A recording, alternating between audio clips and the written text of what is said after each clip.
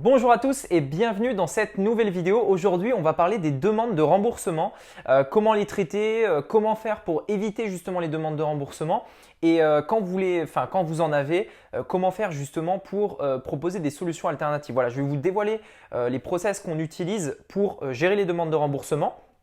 Et donc voilà ce dont on va parler dans cette vidéo. Donc j'espère que ce sujet va vous plaire. Les remboursements, c'est quelque chose qui arrive tout le temps, qu'on ait un bon produit ou pas, parce que même, je veux dire, il y a tout le temps des cas qui font que les gens vont demander des remboursements. Donc vous en aurez. Et voilà, sachez que de toute façon, même si vous faites tout parfait, vous aurez des demandes de remboursement. Que voilà, il existe des façons de les éviter et on va voir ensemble comment faire. Sachez que je ne vais pas rentrer plus dans les détails au niveau de comment bien avoir un bon produit, une bonne offre, etc. Donc ça, c'est le sujet d'une autre vidéo que j'ai tournée juste avant. Je vous mettrai le lien qui s'affichera. Mais voilà, le sujet de cette vidéo, les demandes de remboursement. Ok, alors première étape pour pouvoir gérer justement ces demandes de remboursement, c'est d'avoir une plateforme de SAV. Ok, ça c'est la toute première étape. C'est la plateforme de SAV. Donc ça je vais le faire comme ça. Ok. Donc en fait, qu'est-ce que c'est qu'une plateforme de SAV? Pour toutes les boutiques e-commerce, vous allez donc avoir des clients, vous allez faire des ventes et les clients vont avoir des questions, soit suivre leur colis, demander un remboursement, etc. Et en fait, ces questions, ils vont vous les envoyer par email de manière générale. Alors, ça peut être différentes manières, ça peut être email, Messenger, etc. Moi, je vous conseille d'avoir une seule source de demande à la fois. Donc, on commence par exemple, les mails, c'est le plus simple. Et plus tard, quand vous arrivez à bien contrôler les mails, vous pouvez essayer d'autres choses comme le Messenger par exemple. Mais d'abord, focalisez-vous sur une source et maîtrisez-la à la perfection. Maîtriser à la perfection, ça veut dire quoi? Eh bien, répondre aux demandes entre 24 et 48 heures. Ok, donc ça, c'est parfait. Si vous faites ça, c'est génial. Ok, cette plateforme de e-commerce, elle va servir à quoi? Elle va, en fait, chaque client qui va faire une demande, ça va ouvrir ce qu'on appelle un ticket, comme ceci. Vous voyez, donc ça c'est un ticket, ça c'est un ticket, ça c'est un ticket. Et en fait, chaque ticket est décomposé par les messages et les réponses. Donc ça c'est le message du client, ça c'est votre réponse, ça c'est son message, donc la réponse à votre réponse du coup, ça c'est votre réponse, etc. Donc ça du coup en fait ce qui est bien avec un ticket c'est que vous avez tout l'historique tout l'historique de l'échange avec votre client, vous voyez tout ce qui se passe. Vous pouvez également attribuer des tickets qui sont plus urgents que d'autres. Vous pouvez voir vous pouvez mettre des règles, etc. qui font que vous vous obligez à répondre à des tickets rapidement. Vous pouvez faire des réponses automatiques, etc., etc. Enfin bref, c'est quelque chose d'optimisé. Moi, ce que je vous conseille pour cette plateforme, c'est d'utiliser Freshdesk. Fresh, hop, c'est un H et Desk. Hop, Freshdesk, moi c'est ce que j'utilise. Alors il existe aussi autre chose, il y a le concurrent on va dire direct, c'est Zendesk. Donc Zendesk c'est comme ça, c'est Zen tout simplement et Desk. Hop. Alors Zendesk je ne sais pas, je ne me suis jamais vraiment intéressé, je sais que c'est le concurrent mais je ne connais pas leur prix. Freshdesk c'est, attention, 0 € par mois, 0 €. Vous pouvez avoir à partir de, sincèrement, c'est gratuit en fait. Moi, j'ai jamais payé 1 € à Freshdesk. Pourtant, on a beaucoup d'emails, on en envoie beaucoup, etc. Et je paye absolument 0 €. Donc franchement, c'est génial. Passez tout de suite à ça, ça va vous libérer du stress, ça va mettre de la limpidité dans tout ce que vous faites. Donc c'est super important. Ensuite, par rapport au remboursement, il faut comprendre les demandes de remboursement. Je dirais que c'est la deuxième étape. Donc, première étape, déléguez tout votre SAV et mettez-le là-dessus. Deuxième étape, il faut déjà que vous fassiez dans un premier temps vous-même le SAV pour ensuite le déléguer. On va en parler tout de suite après de la délégation, mais dans un premier temps, faites-le vous-même. Donc, l'idée, c'est au début de se dire, OK, la personne a ouvert un ticket. Et l'idée, c'est de se dire, OK, mais pourquoi? OK? Donc, ça, c'est votre client. Et vous lui posez la question, pourquoi? Quel est ton problème? Est-ce que c'était la qualité du produit? Est-ce que c'était que tu n'es pas content? Est-ce que les délais de livraison étaient trop longs? Est-ce que, voilà, bref, de manière générale, il va vous le dire, hein, s'il n'est pas content, il va vous le dire tout de suite. Mais l'idée, c'est vraiment de comprendre pourquoi, ok? Et d'identifier par la suite les problèmes communs, ok? Donc ça, c'est, on va dire, tous les pourquoi. Et là, vous identifiez les problèmes les plus communs. Donc ici, par exemple, il n'y en a que 2 et ici, 1, voilà.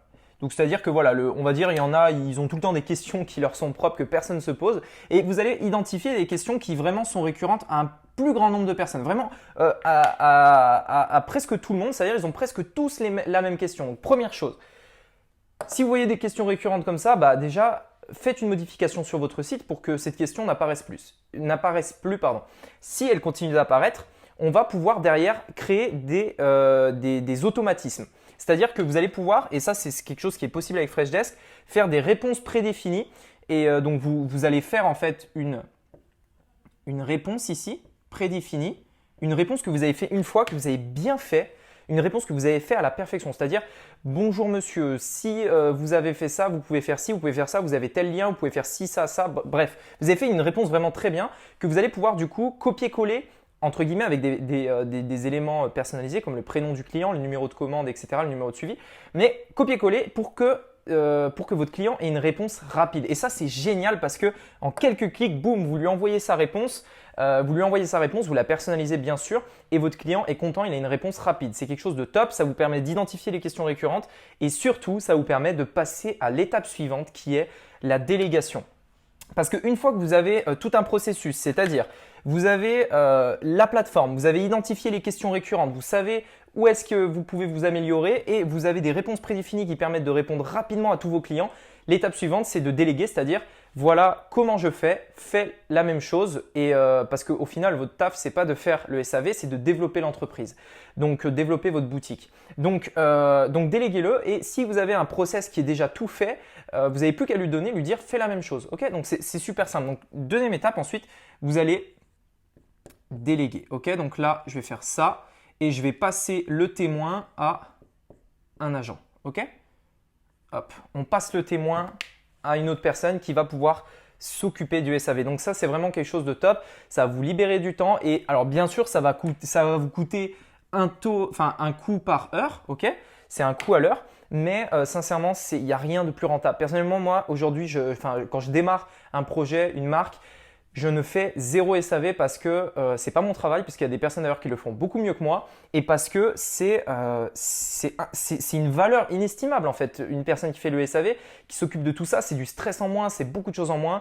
et c'est super important. Donc, ok, super important pour faire ça.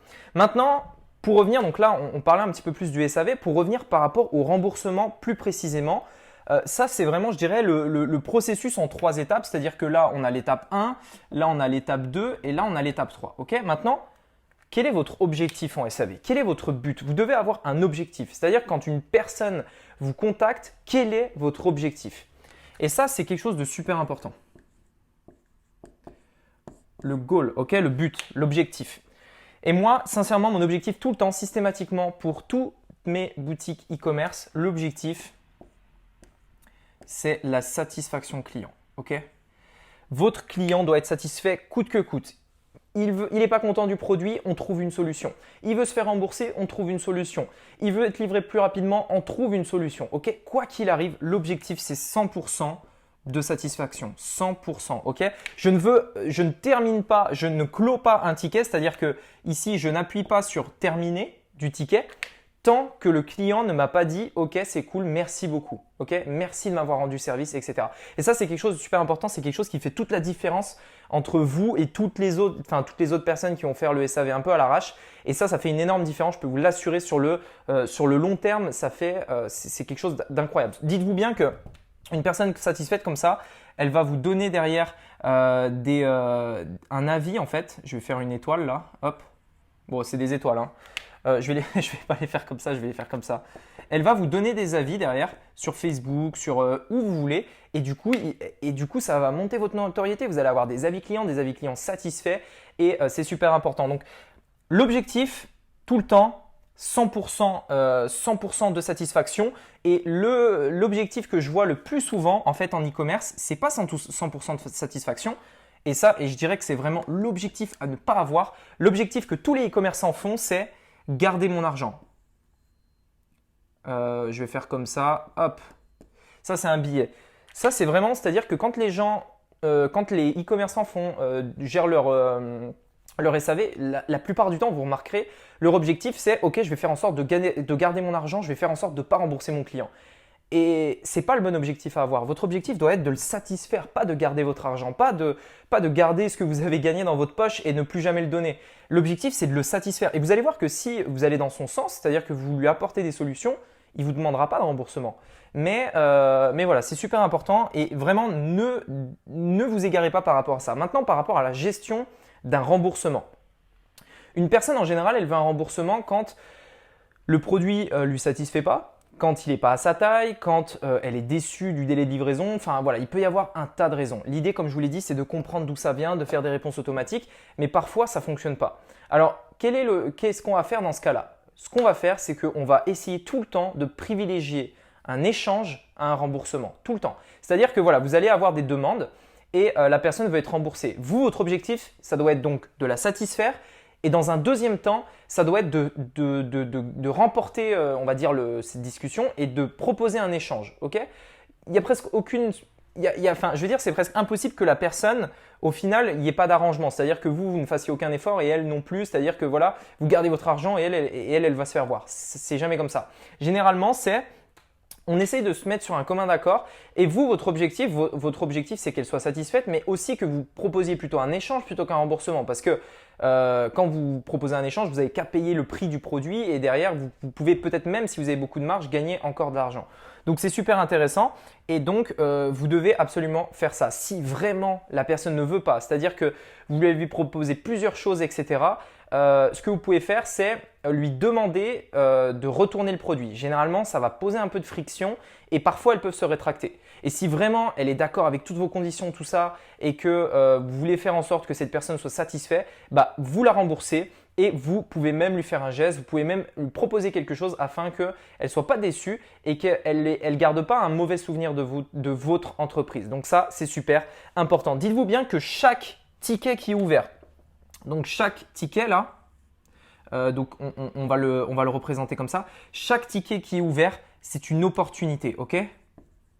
Chaque ticket ouvert, c'est une opportunité vers une relation avec votre client. C'est-à-dire qu'une personne avec qui vous avez échangé, qui a échangé avec une personne de votre équipe en privé, c'est-à-dire par email, etc., si il y a eu conflit et que ce conflit est résolu, derrière la relation est beaucoup plus forte. C'est-à-dire que la personne va vous faire confiance. Maintenant, elle sait qui vous êtes, elle connaît le prénom d'une des personnes de votre équipe, elle a discuté avec vous et elle a maintenant confiance. Et tout ce qui va se passer après, ça fait que vous avez gagné un client long terme, un client qui va dépenser et redépenser et redépenser. Pourquoi? Parce qu'il y a eu ce lien de confiance. Donc en fait, le SAV et les demandes de remboursement, il ne faut pas les voir comme négatives. C'est des opportunités pour créer une relation durable avec vos clients. Donc c'est quelque chose de très puissant, quelque chose de très important que vous devez absolument gérer dans votre boutique e-commerce. Voilà, écoutez, j'espère que cette vidéo vous a plu. Si c'est le cas, je vous invite à vous abonner et mettre un gros pouce bleu, ça fait super plaisir. Et vous allez voir qu'il y a beaucoup de vidéos qui arrivent